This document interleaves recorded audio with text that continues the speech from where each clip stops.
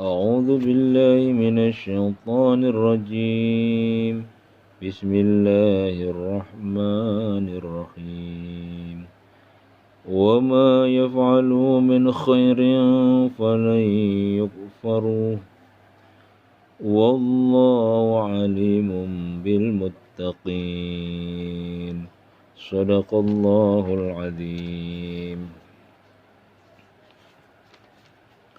Dan apa saja kebaikan yang mereka kerjakan, maka sekali-kali mereka tidak dihalangi menerima pahala. Dan Allah Maha mengetahui orang-orang yang bertakwa. Nah, ini kan terkait dengan ada orang-orang yang ya masih saja memperkarakan masalah bid'ah hasanah. Ada yang menolak bahwa kullu bid'atin dhalalah. Setiap yang bid'ah itu sesat. Okelah, itu ranah perdebatan, silakan berdebat dengan argumentasi masing-masing ya. Yang jelas kita akan kaji ayat ini supaya kita paham. Allah katakan, apapun yang mereka lakukan berupa kebaikan, itu Allah nggak menghalangi pahalanya, dapat pahalanya, dapat ganjarannya. Jadi apa saja yang dilakukan berpahala. Hebat. Satu kehebatan apabila semua kebaikan-kebaikan kita itu Allah memberikan pahala dan tidak ada yang menghalangi, ada pahalanya. Pengen gak kira-kira kebaikan-kebaikan kita itu semuanya dicatat sebagai satu kebaikan yang berpahala? Biarkan mereka menuduh bid'ah dan macam-macamnya gitu ya. Selagi itu punya nilai kebaikan, itu berpahala. Banyak contoh di masyarakat, contoh yang kita lihat, banyak kebaikan-kebaikan yang sebetulnya bagus sekali untuk menumbuhkan gairah keagamaan, gairah Islam ya. Berkumpul, berzikir, belajar, semuanya itu mendapatkan atau berpeluang untuk mensugesti masyarakat agar tumbuh kebaikan-kebaikan. Nah, inti persoalannya bagaimana supaya kebajikan-kebajikan yang kita lakukan itu mendapat pahala dari Allah. Jadi enggak sembarang. Jadi jangan sampai begini. Ada orang yang prinsip hidupnya baik aja. Yang penting saya baik. Pada tetangga baik, pada siapapun baik. Dan dia berkeyakinan dengan kebaikan yang dilakukan itu, dia akan mendapat balasan dari Allah. Ya, keyakinan yang seperti itu tanpa didukung dengan dalil ya, dengan argumentasi dari Al-Quran, ya tentu tertolak. Bagaimanapun juga syarat-syarat berbuat kebaikan itu harus dipenuhi dulu, baru kebaikan yang bersifat sekunder ya, itu akan dapat pahalanya. Jadi ada kebaikan yang pokok atau kebaikan yang primer yang harus dilakukan supaya mendapatkan kebaikan dari sekunder itu. Jadi perlu kita ketahui apa syaratnya. Nah, ternyata ya, kebaikan-kebaikan yang nanti kita akan berpahala atau akan diberikan pahala oleh Allah, itu kebaikan-kebaikan yang kalau beberapa amalan berikut sudah dilaksanakan, baru kemudian kebaikannya itu mendapat pahala dari Allah. Tapi kalau enggak, ya enggak bisa.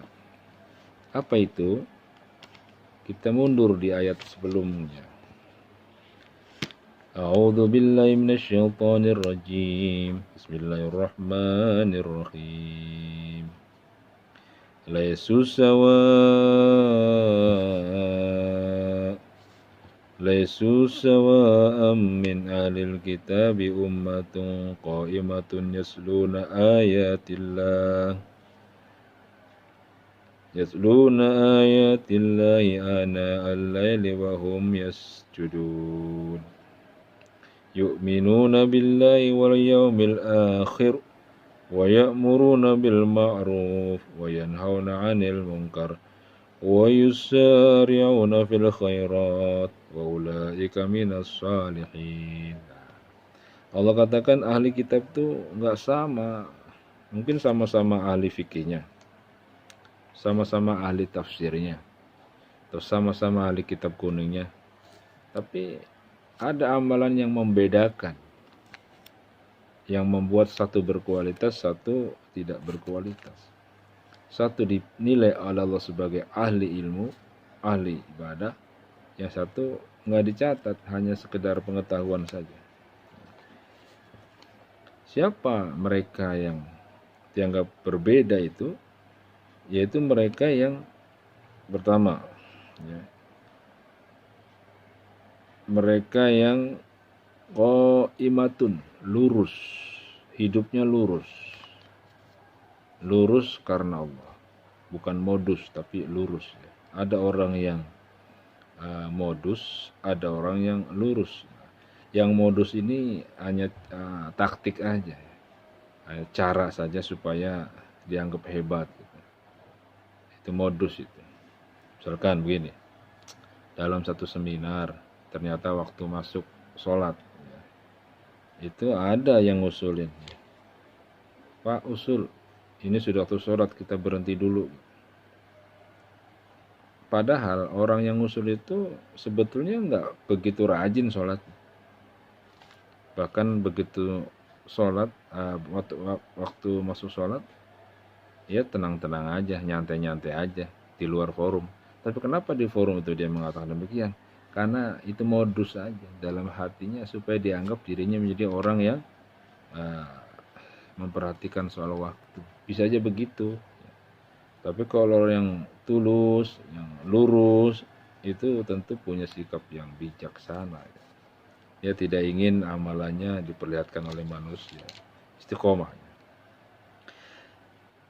Itu yang pertama, lurus. Niatnya ikhlas karena Allah.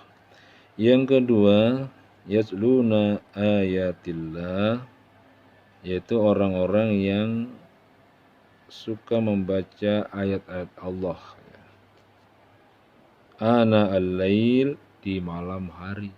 Nah, suka membaca Al-Quran di malam hari, bertadabur Al-Quran di malam hari, karena malam hari itu waktu yang sangat kondusif sekali untuk mengakses hidayah dari Allah Subhanahu wa Ta'ala, untuk mendapatkan hidayah kemuliaan. Bukan hanya dia membaca Quran, tapi juga kata Allah, wahum yasjudun, dia juga sholat. Jadi baca Quran, kemudian sholat. Baru 3 ya. Lurus, ikhlas. Yang kedua, suka baca Quran di malam hari, dan yasjudun, sujud, ya, tahajud. Kemudian berikutnya mereka juga beriman kepada Allah dan hari akhir, otomatis. Sujudnya karena iman, baca Qur'annya karena iman, berlaku lurusnya karena iman kepada Allah dan hari akhir. Lalu yang berikutnya, wa ya'muruna bil ma'ruf wa yanhauna 'anil munkar. Dia juga berdakwah.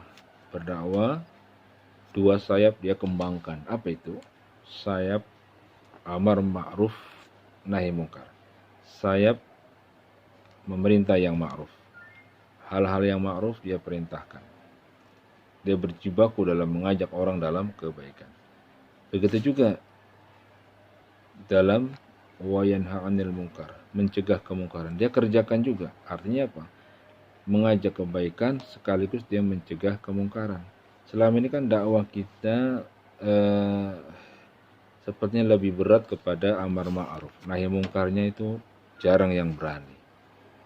Amar ma'ruf, ya karena kalau amar ma'ruf itu enggak banyak resiko, hanya ngajak kebaikan, nggak mau ya udah. Tapi sebetulnya ada sayap berikutnya, apa itu? Nahi mungkar, mencegah kemungkaran. Nah, mencegah kemungkaran inilah yang kemudian banyak mengandung resiko. Tapi ini adalah konsekuensi dalam berdakwah. Maka di Indonesia ini banyak organisasi Islam, ya. Ada yang memang organisasi Islam yang bermisi dakwah itu hanya fokus pada amar ma'ruf, nahi mungkar nggak pernah dilakukan. Tapi ada juga ormas itu yang memang memposisikan diri di nahi mungkarnya, karena dianggap banyak sudah amar ma'ruf tapi nahi mungkarnya yang kurang, maka dia berperan di situ. Sehingga ormas semacam ini banyak mengandung resiko, dicela, dimusuhi, dibubarkan, kan begitu. Karena memang nahi mungkar itu ya sedikit banyak gejolak, ya. Tapi kalau amar ma'ruf, nah orang yang berdakwah itu dua-duanya mesti dilaksanakan. Ya amar ma'rufnya, ya nahi mungkarnya. Ya. Kemudian yang berikutnya, supaya kebaikan-kebaikan kita itu berpahala, apa kata Allah? Wa yusari'una fil khairat, dia segera berbuat kebaikan. Artinya kebaikan-kebaikan dia nggak mau tunda. Pokoknya ada kebaikan yang sifatnya perintah Allah, perintah Rasulullah, dia segera kerjakan. Wa ulaika minas sholihin, itulah orang-orang yang saleh. Jadi orang saleh itu ada kriterianya, ya. Mau disebut orang saleh, mau. Tahu nggak kriterianya? Nggak tahu. Nah, Quran ini menjelaskan ada kriteria orang saleh. Apa itu? Pertama, ikhlas, lurus hidupnya. Yang kedua, suka baca Quran di malam hari. Yang ketiga, suka tahajud. Yang keempat, iman pada Allah hari akhir.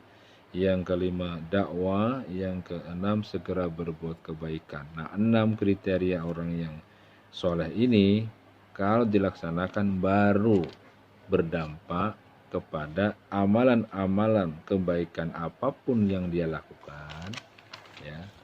Wa ma yaf'alu min khairin fala yukfaru wallahu alimun bil muttaqin. Dan apa saja kebaikan yang mereka lakukan, maka tidak terhalangi untuk mendapatkan pahala dari Allah Subhanahu wa taala. Nah, jadi para pengejar pahala, ya, harus perhatikan tuh syaratnya. Jadi jangan sampai Anda banyak berbuat kebaikan tapi pokok-pokok kebajikannya nggak dilaksanakan, yaitu bisa nggak berpahala, nggak ada artinya itu. Ya, Anda berbuat baik tapi Anda nggak sholat, nggak bisa, nggak sujud. Anda berbuat baik tapi bukan lurus, itu modus, nggak bisa dia berpahala. Ya.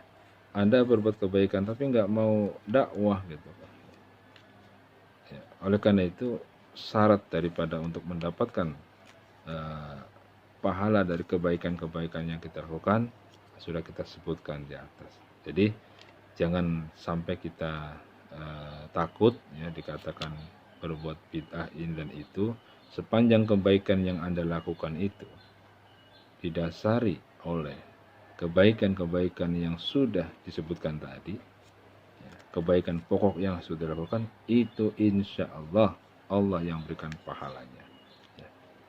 Mudah-mudahan kita semua termasuk orang-orang yang dibimbing oleh Allah, sehingga kita menjadi orang-orang yang lurus, senang baca Quran, senang sujud, dasarnya iman, senang berdakwah, dan segera berbuat kebaikan. Assalamualaikum warahmatullahi wabarakatuh.